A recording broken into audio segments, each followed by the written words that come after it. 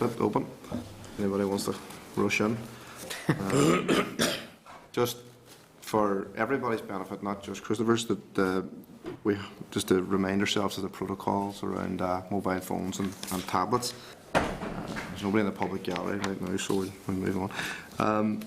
Item 2 is apologies. I think everybody's here, so that doesn't matter. Item 3 is in terms of membership and staff contact details. Just ask members to note the list of committee membership at page 16 and staff details at page 17 of the meeting packs.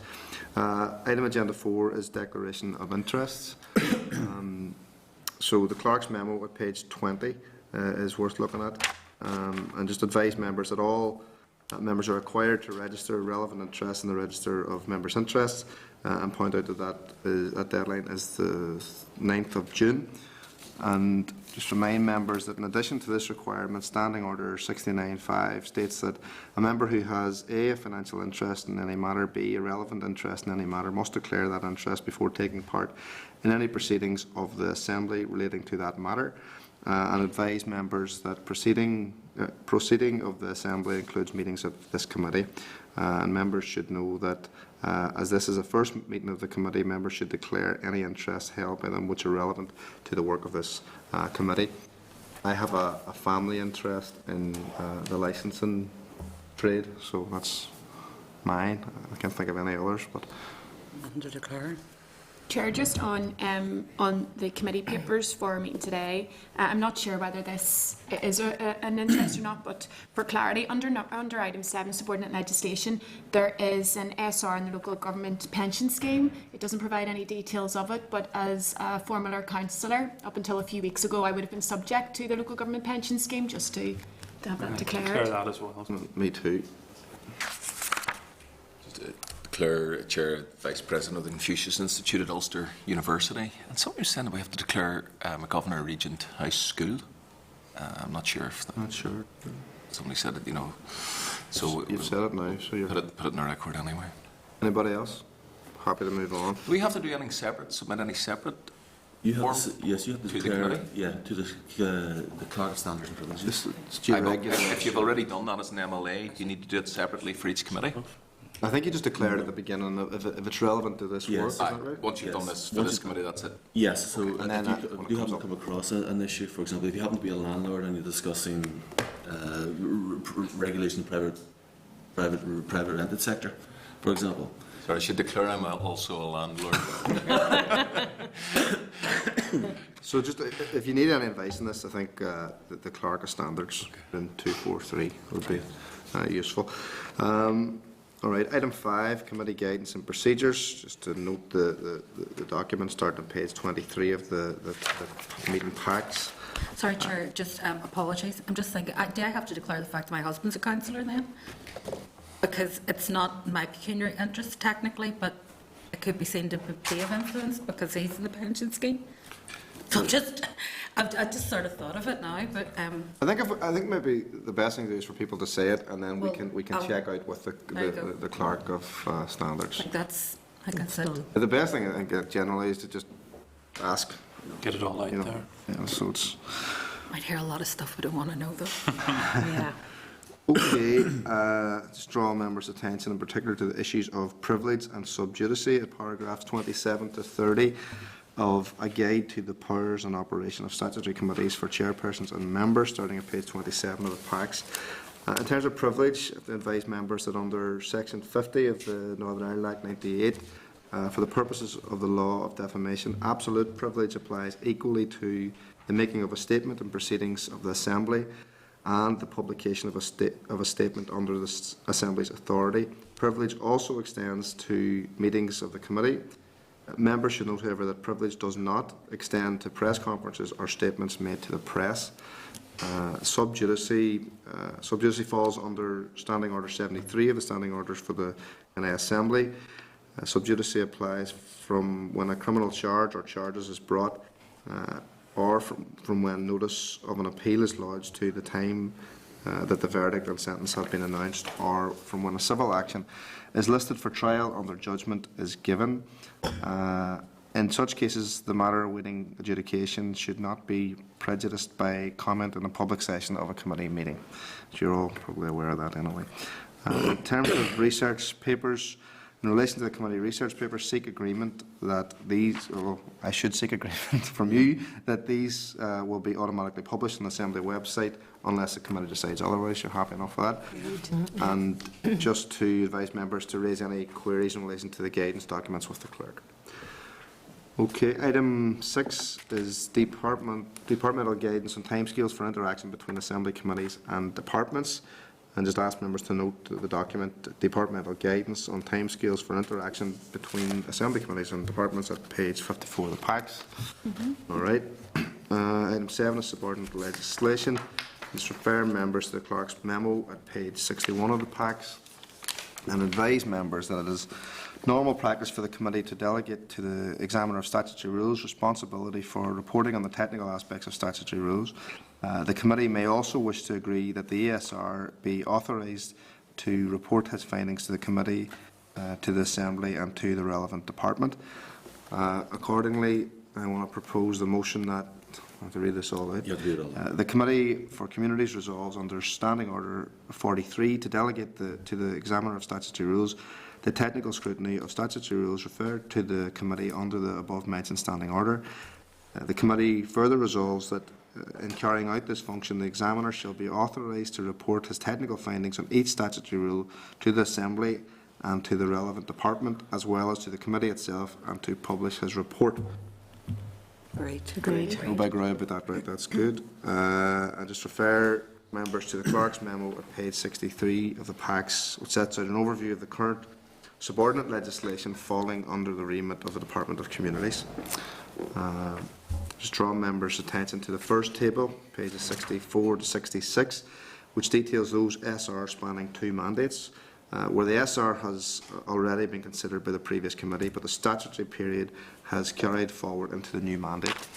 In all cases, the previous committee, subject to the Examiner of Statutory Rule report, had no objections to the rule, and advised members that the Examiner of Statutory Rules has subsequently identified an issue with SR 216/99, the Pensions 2015 Act, Pensions Sharing on Divorce, etc., Transitional Provision Order, Northern Ireland 2016. An extract of the Examiner's report and a response from the Department are Annex A, starting at page 71.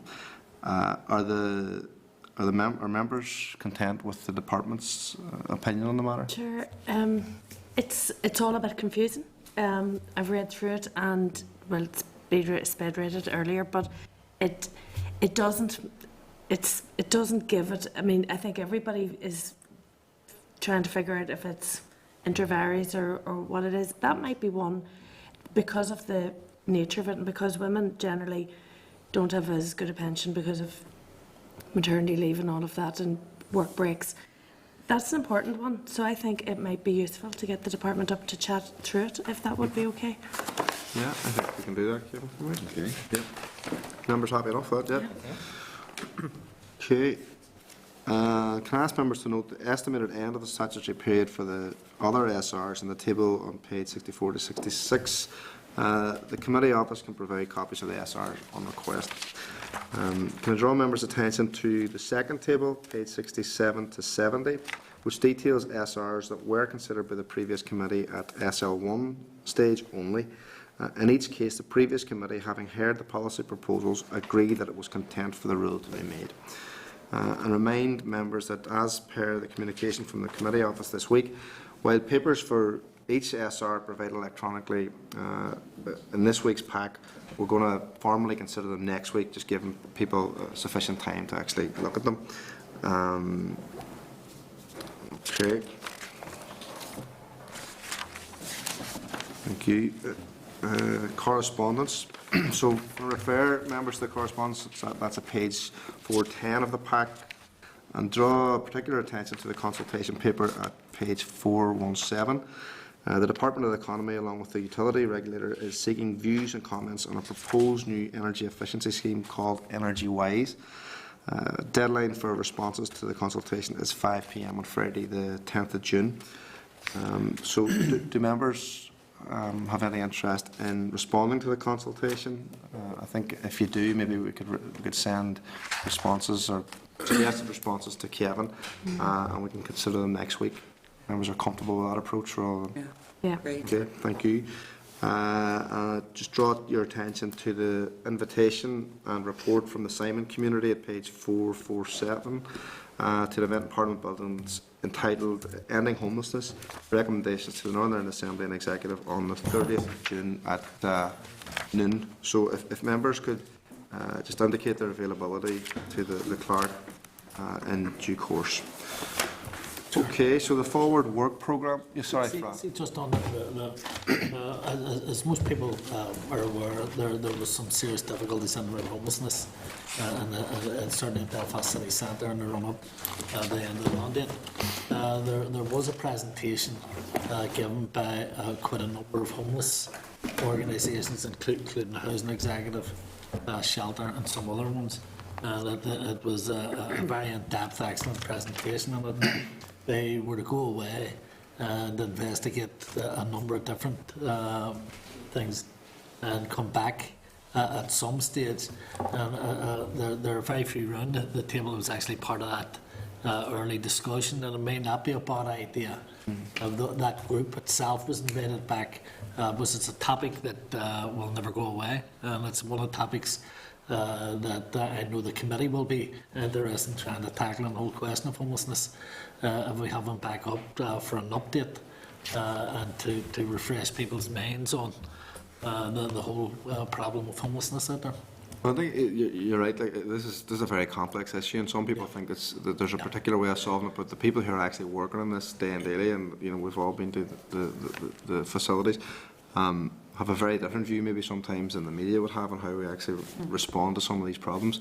If there's a specific piece of work that has begun, I think maybe worthwhile finding out where that's at and see whether we can.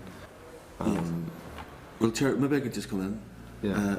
That summit that was held by Simon, as you know, Fra, you were there, as is Nicola, and indeed I think you're both sponsoring the event on the 30th. That's going to, in fact, launch the report.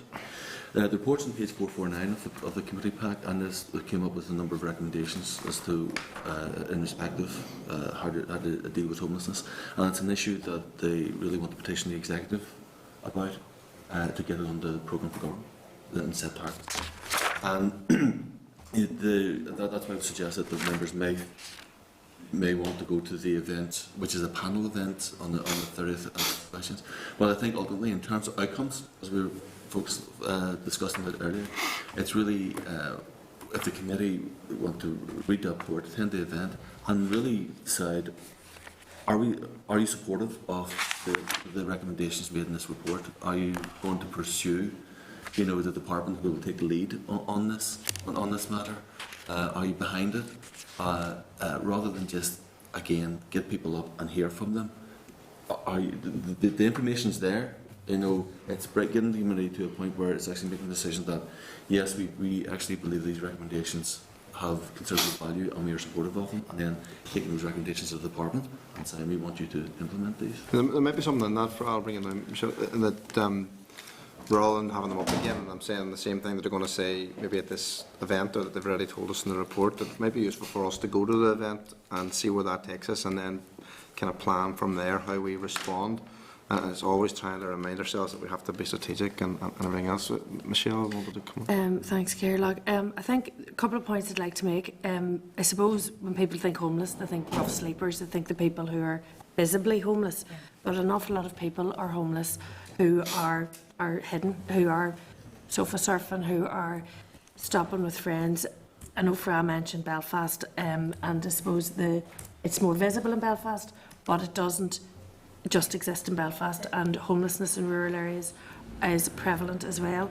I would like to see some discussion as well around mental health. I know the report mentions health and homelessness, but mental health is a massive contributor to people becoming homeless, and also domestic violence, because I know again there's not enough capacity within shelters, and women and children often, for various different reasons, can't access safe, secure accommodation and end up finding it very difficult to get a house as well. So I think it does need to be fairly broad, and it needs to take in all of the reasons why people become homeless. And hopefully this committee can have a very pragmatic and compassionate view to those people who do find themselves in that situation.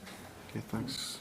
So, I agree with what basically you've said. I agree with everything that Fran and Ciela said as well. But I think the best thing is to wait until after this event, and then get our head around it and see what we can do to help and take a look at it.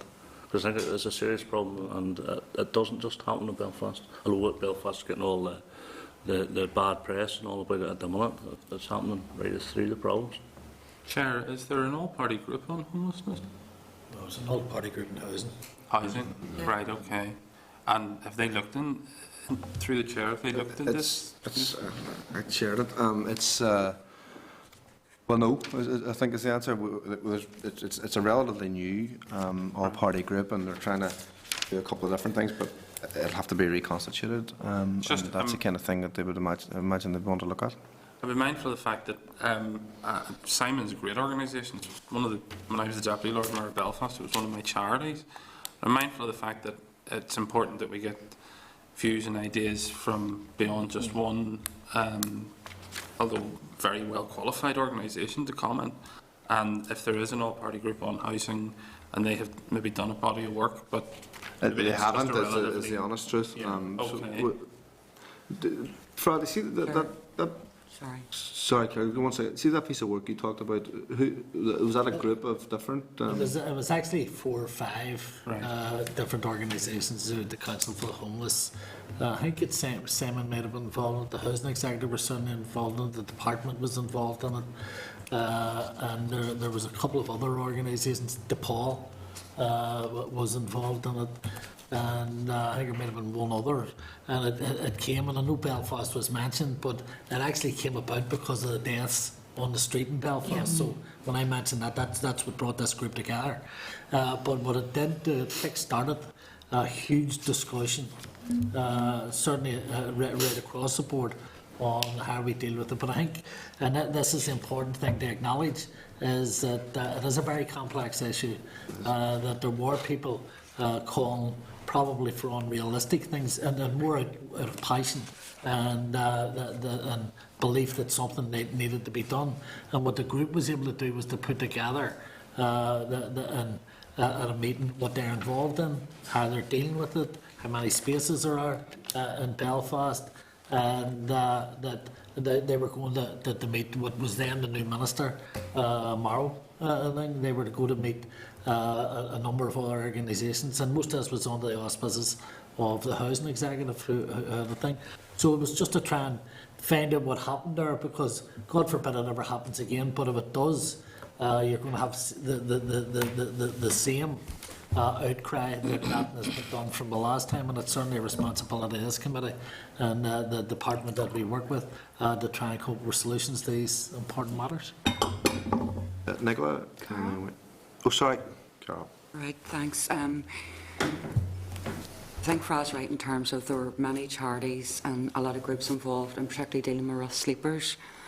But there's also the massive challenge of the housing waiting list where people are considered homeless.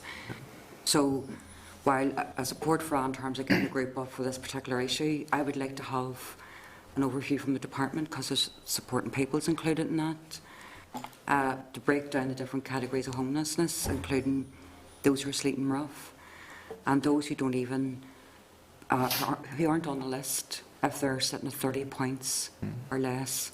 And for many people in Belfast, that is the reality. They're sitting on 30 points or less, and the conditions are disgraceful and should be sitting on a lot more. So this issue of homelessness needs to be broken down in terms of categories, not to describe people as categories, but in terms of managing what we need to do, because there are different pressures and there are different outcomes depending on which area of homelessness we're looking at. But and it is, none of us want anybody down the street regardless where it is. But we need to go back further than just rough sleepers, in my opinion. We need to look at the conditions that people find themselves before they become rough sleepers. And it does look at hostels, it looks at emergency accommodation. It looks at the housing waiting list and also the support structures that are out there. So it's massive. So in the first instance, I think we need to get a briefing, first of all, on where that work has been at, where it was left off, and then generally what the department's view or work thus far has been on tackling the different aspects of homelessness. Other than that, we're going to have all these groups who do great work coming up, and we'll listen to them. And for this purpose, it's about getting an ear to the executive on the programme for government, which you're entitled to do. But if you do that and then you keep doing that, you're not going to get my questions. I believe are strategic as well. They're not going to get answered. I think it's fair. Nicola? Thank you, Chair. Concur with everything that's been said. Homelessness manifests itself in a very visible form, and the very acute end is rough sleeping on the streets. But there are multiple strands to the invisible issue of homelessness, and a number of the speakers have touched upon it. There is an innumerable amount of groups working on this issue, Chair, that are doing tremendous work and do deserve a fair hearing, but it wouldn't be practical or feasible or possible for the committee to be able to, take evidence and to hear from them all. I would encourage members to attend the event on the 30th of June. If you go to page 459, you will see the number of departments and agencies and organisations and charities and third-level institutions that attended and contributed to that. So it was very much a collaborative approach, and I tried to take a strategic look across all of the strands. So if you would, if I put it like this, it's a good one-stop shop in terms of trying to get to grips with the depth of the issue, and also, as you can see, they're very reputable organisations that fed into that. So just to encourage members to go, and I think as well as a briefing from the department, which is essential, this is a good external briefing paper and event as well. Thanks, Nicola. Naomi? Chair, I would want to concur with what Carol said in terms of breaking down and looking at the causes of homelessness, because the rough sleepers issue is at the very sharp end. But people often, because of rough sleeping, focus very much on shelter as being the priority, when actually it's often the support services that are lacking that lead to rough sleeping and not lack of shelter. And part of the issue is about trying to prevent people getting into that situation. But that's often not just about housing, it's also about health, particularly mental health issues, and also about things like addiction services and so on. So there's a much wider impact that people need to consider when they're looking at the issue of homelessness. I think also, looking at it from an urban perspective, there are a lot of people who are homeless in my constituency who technically have a roof over their head, but they don't have either suitable accommodation because of developed disability that makes their current accommodation basically unfit for purpose for them, or alternatively, they are doing the kind of sofa surfing or sleeping in cars is the other classic, where they basically don't have anywhere to go, but they're reliant on other people putting them up. That can lead to all sorts of other health and well-being issues. So I think, they're both feed into each other and feed off each other. So I think it does require us to look. I would be interested to know, as Carol had said, about the pressure on the waiting list, because one group of people who I would be very concerned about are actually young men who, in terms of priority on the housing waiting list, have virtually no priority at all. The same is actually true for young women unless they have children, but if they are the primary carer of their children, they suddenly have priority. If, as a young single father, you're not registered as the primary carer, the fact that you have children isn't taken into account at all. And many of the people who approach us for help around homelessness are young men who can no longer get access to their children because they're sleeping in hostels, and their wives and indeed social services are concerned about the impact on their children, and trying to find safe places where they can maintain family relationships is actually a really important part of addressing the issue. But there's a genuine concern just at the lack of, for example, 1 and 2 bedroom accommodation available to people who do have children but aren't the primary carer, and therefore are denied any kind of proper family life as a result. And I think there are issues like that perhaps, as Carol says, don't necessarily show up on the headline statistics because those people aren't a high priority. They're not entitled to a huge amount of points when it comes to looking for housing, and yet often they're the people most likely to end up eventually sleeping on the streets. And when you have somebody walk through your constituency office door who has a job, who has a family, and who has a home, and due to marital breakup or whatever, you just see them go right downhill over a period of 3 or 4 months and end up with nowhere to stay but the back of their car. It's a pretty depressing situation, and yet they don't really chart because they happen to be men who aren't primary carers. Thanks.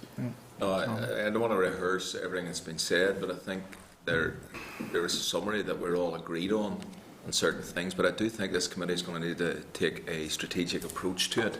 And I'd worked with Simon and Will, certainly attend their event. They're an excellent organisation. I've worked with them professionally over 2 decades, and the quality of their work is first class, but there are a range of bodies, and I think if the committee is going to have any effect here, it's where we will be able to take amongst all that very valuable noise that they create and come out of this with something strategic for the sector. We should be joined into action when somebody loses their life on the streets, but equally we should be as part of a programme. I think working alongside both the voluntary community and the statutory sectors, but also the church groups and the faith groups. I mean, Newtonards, West Winds Estate, there's people go in and leave trays of food, tin food, the food banks and different things, but even actually in areas of flats, we're so on, just so that we know if anybody finds themselves stuck, please help themselves. There's a lot of organisations out there that all can contribute at a fraction sometimes of the costs of statutory and major sectors. I do think it would be useful if we got some level of audit, both of the level of homelessness, but also of the level of the hidden homelessness. I have a single mother, just one particular case, we could all rehearse individual cases, but is living in a house that's not fit for purpose. The council have been involved and have instructed the landlord to do certain things. The landlord's then gone to another plumber to say, oh, we can do it slightly differently, slightly cheaper. The mother, young baby, can't sleep in a bedroom. She's not homeless, but she's in severe difficulty. So if we could get some level of both what the level is and what we estimate to be the level of hidden homelessness that is not making it through onto the official figures. And strategically, if we look at it against what I think what Naomi and Carol said, which was both tackling homelessness but also tackling some of those underlying causes behind it, which are the addiction, right through to abuse, right through to the reasons that are behind people ending up where they are and what their route to recovery back is. But I do think whatever we do, we'll have to take a strategic approach, because we could fill our time just listening to the plethora of organisations who are doing brilliant work. But I think if the committee is to be effective, come back to what we discussed earlier, it'll be if we can make recommendations and make a strategic response. Yeah, thanks. I think everybody understands that this is a hugely complex issue, that there's no one answer to it. I can tell you, in my own constituency, I think there's something like 3,000 people on the housing waiting list. People are forced into saying all sorts of things to try and get a roof over their head that's theirs. My constituency office is, I'd say 80% of the work that we do is based on housing. So it's a huge issue, and the fact that there's not enough houses in the first place is one of the most fundamental issues here. But look, I think we can take a more strategic approach to this. I think we should all be at that event if possible, but we should also make sure that the department, when they're coming, I think that's soon enough, and a number of different guys, is that is one of the number one issues that we want to talk to them about, so that they're prepared for that when they come. I think we take it from there. Is that okay? Yeah, Chair, the department coming up to speak is about housing, so we could maybe... There you go. Yeah. I should have known that. Chair, just maybe address Mr. Bell's issue about the hidden homeless. I spoke to Jim Tennyson of Simon Community just very recently about a project that they want to engage on to try to estimate the extent of hidden homelessness, and like the committee support on that. But however form that takes, we get to work out. But I suggested that this might be another issue that local government could get involved in, given that it's not just Belfast-centric, that it's throughout, and that with a sort of, in effect, a central government, local government, and the voluntary and community sector get involved, plus University of Ulster, who have provided the methodology, to develop a project that will try to establish what the hidden homeless actually is, which will obviously have impact then on potential funding for homelessness. So that may be something that members can add. I'll follow up on with the Simon Committee and then bring that back. Okay, Chris. Chair, I would welcome that. I think it would be important that we should commission that work. It should also, actually, I think, if it's to lead anywhere in terms of hidden homelessness, it should also look at fundamental reforms in terms of the way in which we allocate housing in Northern Ireland. I can absolutely identify with what Naomi has described, and I think particularly in communities like Sandy Row, Beaver, Donegal Pass, if you're a single man in your 20s trying to get accommodation, you know, you will wait a very, very long time indeed if you don't just give up and go into the private rented sector. And, you know, I think it is not only does it contribute to problems around homelessness, but where you have a situation where the young people who grew up in an area are not able to stay in the area in which they grew up, the sustainability of communities into the future is undermined by the situation that we have in some of the places that I've identified. So I really would welcome getting our teeth into this and hopefully taking something forward over the course of the Assembly term. Okay, thank you. Folks, I just want to ask if members are content to action all the other correspondence as was outlined in the correspondence memo. Yeah. Okay. Forward work programme, just refer members to the following documents. The clerk's memo at page 465. Do you want to speak to that, or you?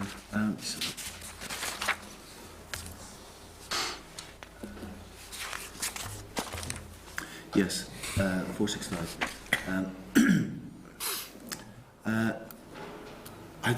Members may have had a look at this paper. You'll see just what's before you. It's huge, remit. You've got a third of the civil service, a budget of nearly £900 million, bringing a huge number of resources to bear on a range of issues. You'll see the structure there under 467. Again, so I think all the culture and leisure issues are just under one group 3 now, plus some of the voluntary community unit. Most of the other stuff is social development, but you've also got the issues from the previous OFM, DFM, a whole range of different strategies. So the community, again, is going to be under an awful lot of pressure to do everything. Certainly when I spoke to one of the officials, I said I think there was maybe some concern that some issues might fall off when faced with things like homelessness and all the other the myriad of other housing issues. He assured me that wasn't going to happen, which means that the committee is going to be faced with an awful lot of work to do. The other thing I'd like to say, Chair, each of the committees, as you know, produce legacy reports, and that's where the previous committees suggest these are big issues. The income committee may want to consider those. There's nothing binding on the committee to do any of it. And what I would suggest, Chair, maybe in the first instance, for those legacy issues, is that the committee follows up with to get written briefings on them. Then you'll be able to ascertain, look, okay, I'm content with that, I'm not so content with that. We need to take that forward. And again, you can wrap that up in any strategic consideration of these issues in September. So that the written briefings would take us into recess, I would think, possibly. You'll have that information, consider it over the summer recess, and then bring whatever issues you think really do need to be considered again back in September, but over and above the issues of homelessness and housing that we'll be taking forward. I suppose, Chair, that's really what I want to cover. I was going to suggest that, as well as even having sight or a version of the first day brief that the Minister would have got in terms of priorities. My understanding was the committees would have got that anyway, and that may help us for September meeting in terms of deciding what the strategic priorities are. But certainly there is a lot there. When two departments come together, one of the biggest budgets, so that would give us an insight into where the department's priorities are. It's not going to be the same as ours, but some aspects may be, and it may help us in terms of future briefings and formulating a forward work programme in September. Thank you. It's useful. Okay, so are members comfortable, agreed on the forward work plan for June? Yeah. Yep. And are you content that the meetings will take place in this room at 10 a.m. every Thursday? Yeah. Yeah. We're not here before. Can we seek agreement that the committee staff work on a draft forward work programme for the autumn 2016? Okay. And that we'll consider all of that at the September planning day. Okay, and are members content that the clerk write to the department seeking their views on an update in relation to the recommendations from the legacy reports? Okay, thank you. Any other business? Actually, Chair, do you mind if I come back to one issue that was raised Go earlier? for it. It's the issue related to the statutory rule. And there's no problem getting the briefing next week. However, the concern is this, the statutory period ends on the 13th of June. So let's say you get a briefing next week and you're not happy with it and you want to Amend it. pray against it. You really can't amend. You either say a prayer of annulment. It's the timing issue in relation to the sitting of the business committee to schedule that in. You won't get it. So you can have a briefing, but if you're still very unhappy with it, then the business committee, in terms of the statutory period running out, by the time the business committee could plan the discussion in the chamber, the statutory period would be up and you can. Well, I think we should still have the briefing. I mean, I know people probably haven't had the chance to read it, and like I say, I just sped read it. Yeah. We might be happy with it when we get the briefing, but I just think it's clear as mud in my mind, and it's always better to have these things explained by the people who are writing them up. I agree. That's okay. I just want to let members know that if you're still unhappy and you want to do something about it, Yeah. There's you'll not be able to. Okay, well, we know that now. Can just ask members to complete the contact details form and return to staff as soon as possible. And the next meeting will be this time next week. Thank you. Thank you, Chair. Thank you. That's lovely.